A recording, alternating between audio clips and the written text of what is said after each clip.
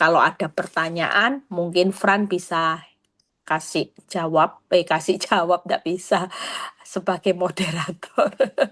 Coba Oke. kalau suruh Fran jawab. Oke, baik. Puji Tuhan.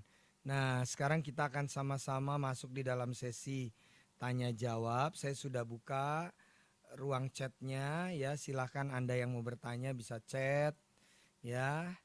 Ya, dari sharing hari ini tentang ya semua ada waktunya Tuhan ya. Ada waktunya Tuhan. Kita percaya bahwa tidak ada sesuatu yang kebetulan, semua tetap ada di dalam rancangan Tuhan yang luar biasa. Nah, malam hari ini ada kesempatan untuk Anda bertanya. Ruang chat sudah saya buka ya. Anda bisa chat terlebih dahulu ya. Dan jangan lupa buat Anda yang ingin memiliki quotes ayat emas selama 365 hari untuk 365 hari atau 1 tahun edisi kedua, silakan Anda bisa menghubungi tadi nomor yang bisa Anda hubungi untuk bisa memesan melalui OpenPO. Kira-kira ya dikirim 2 mingguan lah, 2 sampai 3 mingguan lah kurang lebih ya, dikirim ke lokasi Anda ya. Puji nama Tuhan. Baik, ada yang mau bersaksi? Saya mau lihat chatnya terlebih dahulu. Oh, hanya ucapan terima kasih buat firmannya Bu Gembala. Tuhan Yesus memberkati. Oke, sama-sama. Silakan, mungkin ada yang mau bertanya. Ada pertanyaan, silakan. Ya. Buat Bapak Ibu Saudara sekalian yang ingin bertanya, boleh langsung chat ya. Nanti pertanyaan siapa yang paling cepat saya akan bacakan. Dan mohon maaf bila ada apa yang saya ingin bersaksi. Oh, ini Bu Happy Veronica kan? Yang dulu pernah kesaksian juga kan ya Bu ya? Ya, ingin bersaksi ya, nanti saya kasih kesempatan next ya. Oh ya, kan pernah juga bersaksi ya. Oke, nanti saya kasih kesempatan. Saya akan ini dulu, saya hubungi nanti 1-2 hari ini ya Bu ya, untuk bisa kita dengar dulu apa yang ingin Ibu sampaikan ya. Oke, baik. Silakan yang mau bersaksi juga yang lain bisa hubungi saya ya, bisa chat dulu di sini atau memberikan nomor handphonenya kepada saya langsung untuk bisa secara bergantian bersaksi ya. Silahkan, apakah ada pertanyaan? Wah, ini sudah mengerti semua tampaknya ya. Malam hari ini tidak ada pertanyaan. Belum ada pertanyaan. Baik. Oke. Ya. Saya tunggu sebentar lagi. Kalau tidak ada pertanyaan-pertanyaan, mungkin Ibu Gembala akan mengisinya dengan doa-doa. Mungkin digerakkan hatinya untuk berdoa buat nama-nama yang ada di list ini dan juga berdoa buat bangsa dan negara Indonesia. Baik. Apakah ada pertanyaan? Gak usah ini ya, tulisnya terlalu panjang, langsung poin pentingnya aja ya. Kadang ada yang cerita panjang gitu, terus kemudian baru pertanyaan, di bawahnya satu pertanyaan. Kalau anak menikah dengan perempuan agama lain ya, saya tidak perlu menyebut nama agamanya, apakah dosa orang tuanya atau bagaimana Bu? Apakah karena dosa orang tuanya jadi anak menikah dengan agama di luar Kristen gitu? Apakah dosa orang tua atau gimana Bu? Itu pilihan ya. Cuman memang kadang saya pernah satu kali dengar dari seorang yang pernah cerita, dia bilang gini, Bu, anak saya itu sudah tidak bisa dikasih tahu karena dia merasa bahwa itu sudah cinta ya, dia merasa itu jodoh dari Tuhan. Nah, kalau sudah seperti itu sampai bahkan menikah gitu ya. Saya cuman ngomong gini sama ibu itu, Bu, nanti biarin aja. Kita kan juga mau didik anak seperti apa, nanti kawin lari, ya kabur nanti dia. Nah, ibu sudah apapun yang terjadi, ibu tetap tidak setuju dengan prinsip ini, tapi ibu doakan aja. Nah, ada kejadian sampai akhirnya menikah, ya, sampai menikah dan akhirnya benar apa yang diomongkan saya ngomong gini, nanti kan berproses sendiri sama Tuhan. Beneran, setelah menikah ya, nggak lama kemudian kira-kira berapa lama, ternyata penyesalan itu terjadi. Karena berproses sendiri dengan Tuhan ya. Terus akhirnya ibunya bilang gini, Bu gimana kalau seperti itu? Ya kalau seperti itu akhirnya si anak nggak ada jalan keluar, mau kembali ke Tuhan Yesus lagi. Ya saya bilang, ya sudah suruh dia kembali ke Tuhan Yesus, tapi ya sudah jangan cerai dulu, saya bilang. Ya sudah kalau memang sudah berproses, sudah kembali sama imannya, ya sudah berdoanya panggil nama Tuhan Yesus sambil minta peneguhan jalan keluar dulu, jangan mendahului Tuhan, saya bilang gitu. Ini bukan kutuk kesalahan orang tua, tapi ya karena memang mungkin ibu dari awal ndak ngomong karo cari jodoh yang paling utama bukan kaya, ya, bukan pinter, bukan hebat. Nomor satu poin itu selalu takut akan Tuhan. Makanya anak saya bilang gini, Mah, dulu waktu anak saya yang nomor satu itu pernah salah seketika ada seorang yang agamanya lain itu lagi naksir anak saya. Langsung anak saya bilang gini, "Mah, kalau ini sudah dicoret ya, Mah, coret." Saya bilang gitu. Ya, walaupun dia bilang, "Oh, ini loh, Mah, ini loh, Mah, ini ya sudah janganlah. Yang ini itu masih kalah sama yang terbesar itu tetap Tuhan Yesus ya." Makanya saya bersyukur juga anak saya yang kedua kemarin yang memberkati pernikahan saya itu sesuai dengan kerinduan saya, Bapak Gembala saya. Ya, saya pikir Tuhan, ya, ternyata dia akhirnya waktu mau menikah, ya sudahlah, Bapak Gembala saya yang memberkati. Itu salah satu pergumulan doa juga. Makanya hari-hari ini kita doakan anak supaya dapat jodoh, pekerjaan yang memang dari Tuhan. Ya, jadi bukan kutukan kesalahan orang tua, ibu tidak perlu jatuh dalam penyesalan. Kalau ibu sudah berdoa, nanti sampai apapun, itu nanti mereka berproses sendiri kok sama Tuhan, karena mereka sudah dewasa. Kita cuma sebagai orang tua hanya mendoakan saja supaya imannya kembali. Nanti berproses balik pasti, ya. Tuhan Yesus memberkati. Baik, iya. Oh, Bu Endang bertanya, sorry tadi saya mungkin tidak konsentrasi dengar kesaksian. Tadi titik baliknya Ibu NN gimana ya? Apakah titik balik selalu terjadi setelah suami diproses sama Tuhan? Nah, mungkin baik. Eh, Mungkin ini pertanyaannya bisa ditanyakan kepada Ibu Gembala ya.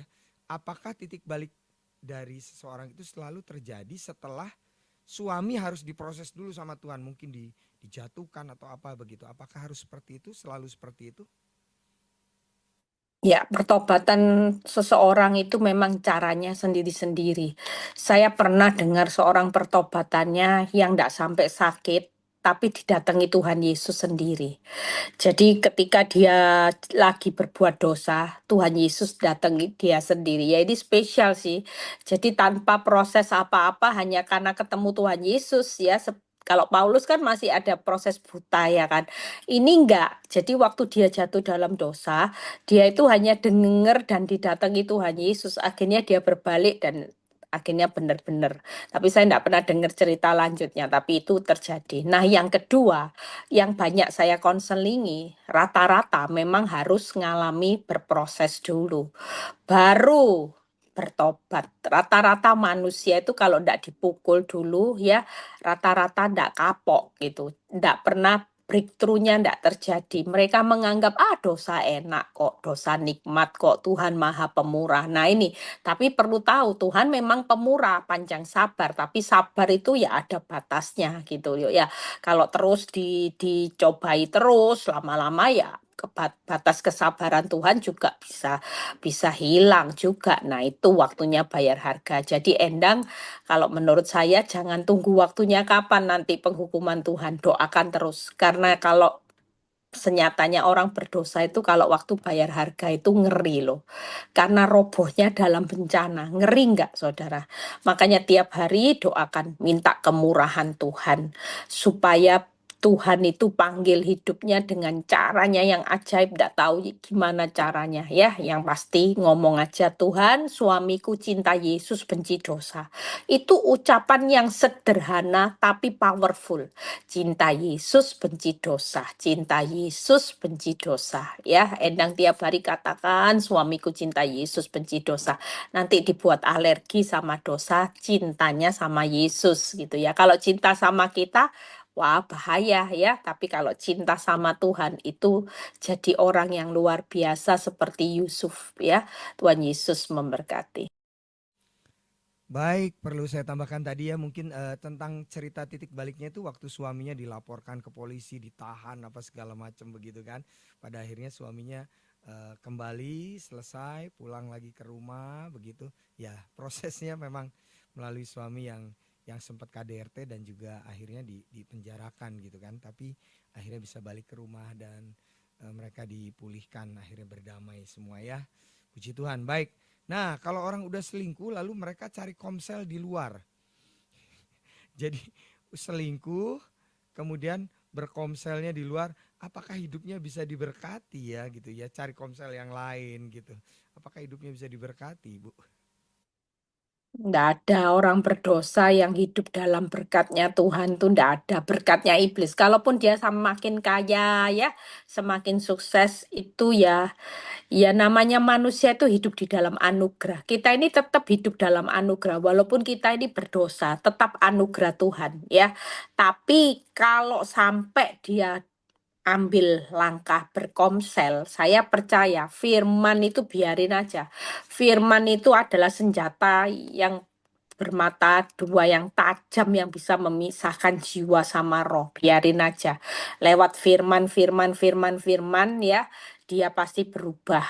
Biarin aja, penghakiman itu dari Tuhan kok. Waktunya Tuhan, doakan aja supaya firman itu bekerja di dalam hatinya sehingga dia bertobat. Biarin ya.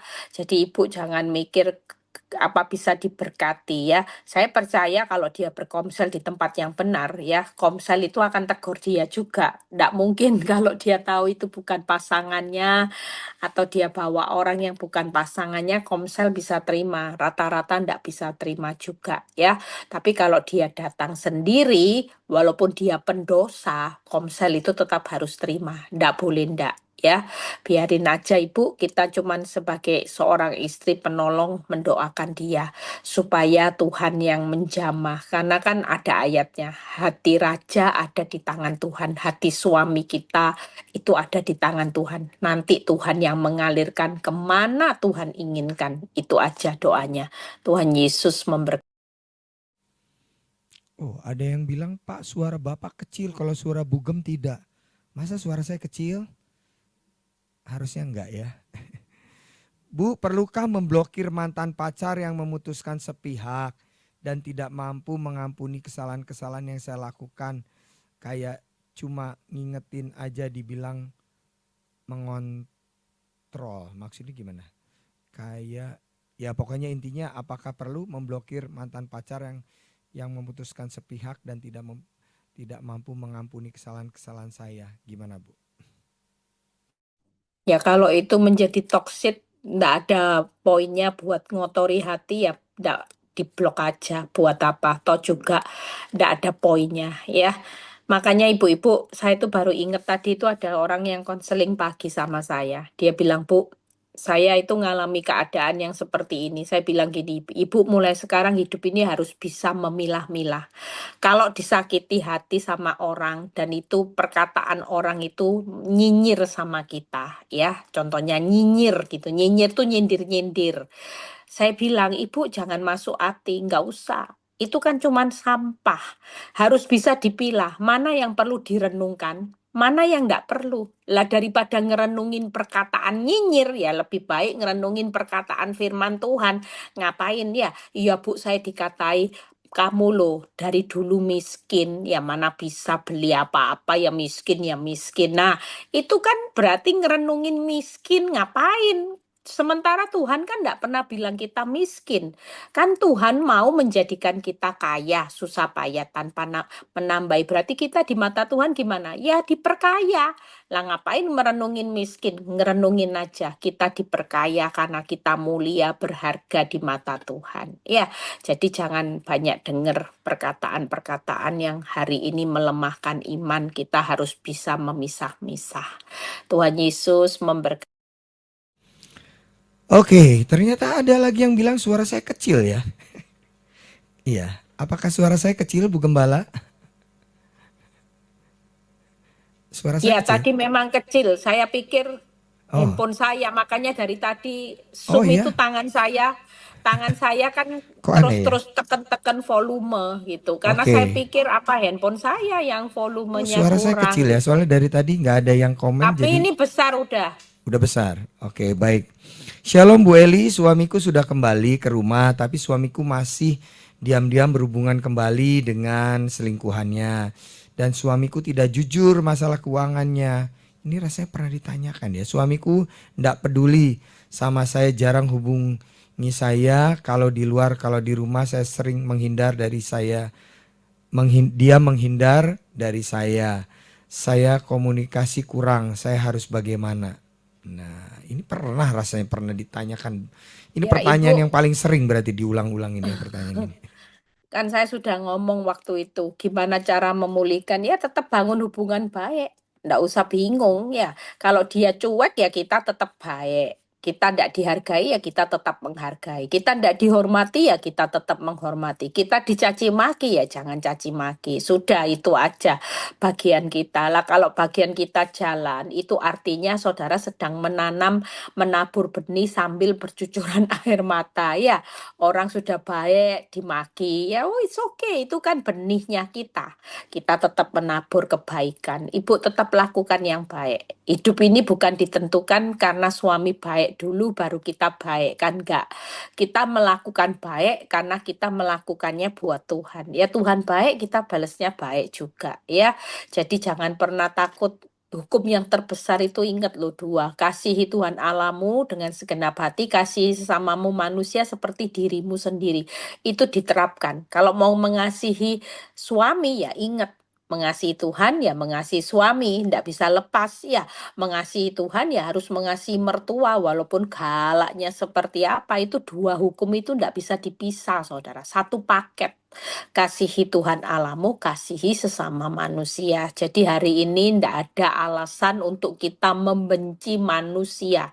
Karena mengasihi manusia itu seperti standarnya diri sendiri. Tidak ada orang yang membenci dirinya sendiri. Walaupun seperti apapun. Kan tidak ada. Tuhan Yesus memberkati. Oke, baik. Ada pertanyaan, kalau ada orang menikah beda agama, jadi mereka nikahnya, janji nikahnya itu tidak di atas altar, apakah boleh bercerai? Wah, pertanyaannya apa boleh bercerai? Harusnya apakah pernikahan itu sah di mata Tuhan ya? Kok pertanyaannya langsung apakah boleh bercerai? Silakan Bu. Sebenarnya kalau sudah punya anak, saran saya ya mungkin kalau beberapa hamba Tuhan itu ngomong ya bolehlah bercerai gitu ya karena dulu kan bukan dinikahkan di gereja gitu. Nah, sekarang kalau menurut saya ada ayat di 1 Korintus 7 ayat 14 yang berkata istri bisa menguduskan suami, suami bisa menguduskan istri. Pada kenyataannya, banyak suami-suami yang dulunya agama seberang, ketika mengalami masalah, dipulihkan, mereka bertobatnya lebih radikal loh. Lebih luar biasa. Makanya jangan kalau bisa sudah jangan bercerai, jangan mendahului Tuhan, lebih baik bersabar di ruang tunggunya Tuhan. Kalau Tuhan berjanji membuat segala sesuatu indah pada waktunya, maka kita akan melihat rumah tangga kita pasti akan dibangun kembali. Happy ending itu pasti ada. Jangan takut ya. Nanti seisi rumah, satu orang selamat, seisi rumah selamat. Itu pasti digenapi. Makanya tetap bertahan Ibu. Jauh lebih baik bertahan daripada menyerah hanya karena ada denger omongan orang. Kalau ndak seiman, ndak apa-apa. Nah, ini lebih baik kita dengar Tuhan aja, bahwa istri menguduskan suami, suami menguduskan istri. Itu aja ya. Selamat bertahan Ibu, karena pertahanan kita nanti akan melihat yang namanya janji Tuhan, kemenangan, happy ending ya. Dibawa naik jadi kepala itu pasti digenapi. Tuhan Yesus Ya, tetap percaya ya Bu ya. Pasti ada mujizat, nanti pasangan kita akan terima Yesus sebagai Tuhan dan Juru Selamat. Kemudian langsung peneguhan di gereja. Sekarang namanya ada peneguhan di gereja. Jadi boleh pemberkatan pernikahannya namanya peneguhan di gereja. Jadi bisa ya, doakan saja. Jangan berpikir untuk bercerai ya. Oke. Baik. Tidak ada pertanyaan lagi nih, kelihatannya sudah nggak ada. Baik, kalau tidak ada pertanyaan, ya saya close ya, dan silakan Ibu Gembala berdoa, terutama untuk bangsa dan negara dan untuk besok ya yang akan ada demo. Tuhan Yesus berkati. Bapa di surga, kami malam ini bersepakat Tuhan. Kami tahu hanya belas kasihan Tuhan yang kami minta atas bangsa negara kami. Tuhan, kami tolak yang namanya demo dengan tindakan-tindakan anarkis dalam nama Yesus. Kami tolak Tuhan. Kami memberkati Indonesia malam ini Tuhan. Indonesia aman, Indonesia damai sejahtera, Indonesia makmur, Indonesia bebas dari kemiskinan Tuhan. Dalam nama Tuhan Yesus kami sepakat Tuhan. 100 lebih orang berkumpul bersepakat. Kami tahu Tuhan Engkau hadir dan Engkau melawat Tuhan Indonesia Tuhan. Kami percaya sependemo-pendemo Tuhan Engkau sudah lawat hati mereka sehingga hati mereka dipenuhi oleh kasih. Bukan dipenuhi oleh rasa kebencian, rasa marah, tapi dipenuhi oleh kasih-Nya Kristus. Kami percaya Tuhan ketika kami berseru malam ini, kami berteriak Tuhan minta tolong. Teriak kami sudah sampai kepada telinga Tuhan. Teriak kami sudah Engkau dengar dan Engkau bertindak Bapak. Engkau yang mengendalikan Indonesia malam ini Tuhan. Kendalikan dengan kuasa-Mu. Kendalikan seluruh hati-hati pendemo Tuhan. Supaya hati mereka diubah dengan hati yang penuh kasih, penuh belas kasihan, penuh kemurahan hati. Kami percaya solusi yang terbesar buat negara kami itu ada di tangan Tuhan. Tuhan yang turut bekerja untuk mendatangkan kebaikan di tengah sulitnya keadaan negara kami, di tengah sulitnya ekonomi, di tengah sulitnya perekonomian resesi yang terjadi di negara kami. Tuhan, kami tahu Tuhan ketika kami berseru kepada nama Tuhan Yesus, Allah turut bekerja di dalam negara Indonesia ini untuk mendatangkan kebaikan. Terima kasih Tuhan, Engkau yang menjaga khususnya kota Jakarta Tuhan, kota Surabaya Tuhan, di kota-kota manapun Tuhan, kami berdoa sungguh-sungguh pagari Tuhan, supaya kesejahteraan itu terjadi, keamanan terjadi Bapak. Terima kasih Tuhan, kami percaya doa-doa kami Tuhan akan melihat terobosan. Doa orang benar itu besar kuasanya dan Kau akan melakukan. Terima kasih Bapak. Tuhan berkati setiap anak-anak-Mu yang malam ini juga Tuhan. Mereka sedang mengalami keadaan yang begitu bercucuran air mata Tuhan. Kami tahu Tuhan, masalah itu hanya sebatas waktunya Tuhan. Kami hanya sabar menunggu waktunya Tuhan. Dan kami ini lagi on the way menuju waktunya Tuhan yang membuat segala sesuatu indah, happy ending pada waktunya. Kami tidak perlu takut dengan waktu yang terjadi saat ini. Fakta bukan yang menentukan hidup kami. Waktu Tuhan yang menentukan hidup kami selamanya. Terima kasih Bapak. Kami berdoa Tuhan sungguh-sungguh buat setiap pergumulan kami, keuangan, rumah tangga, sakit, penyakit, apapun di dalam nama Tuhan Yesus, semua sudah dipulihkan, semua sudah diberkati Tuhan. Engkau yang memberikan kecukupan, bahkan bukan hanya cukup, tapi lebih dari cukup, masih bisa hidup dari selebihnya. Terima kasih untuk semua kebaikan Tuhan. Berkati PD Victory Victory Tuhan. PD Victory di berbagai kota cabang Tuhan, buah-buah PD Victory supaya semakin banyak orang-orang yang bisa diberkati.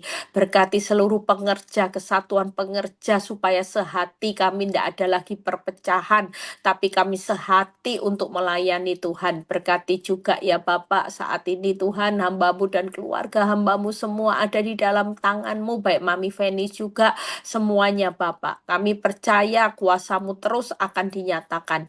Tuhan, kami berdoa juga buat keadaan apapun yang terjadi hari ini, kami sudah berserah penuh ke dalam tangan-Mu. Biar setiap kami yang sudah melayani Tuhan malam ini, jeripaya mereka tidak pernah sia-sia, Tuhan yang mengembalikan semuanya. Terpuji nama-Mu Bapak. Berkati juga Bu NN yang sudah kesaksian, berkati rumah tangga, keluarga, pekerjaan Tuhan. Terima kasih Bapak. Kalau sebentar kami mau berpisah satu dengan yang lain, biar kami mengangkat tangan kami, terimalah berkat Tuhan, berkat Abraham, Ishak, Yakub. Damai sejahtera Allah Bapa, Putra, dan Roh Kudus menyertai saudara dan saya mulai saat ini sampai Maranatha Tuhan Yesus datang kedua kali. Yang diberkati dan percaya berkata amin. God bless semuanya. Tuhan Yesus memberkati.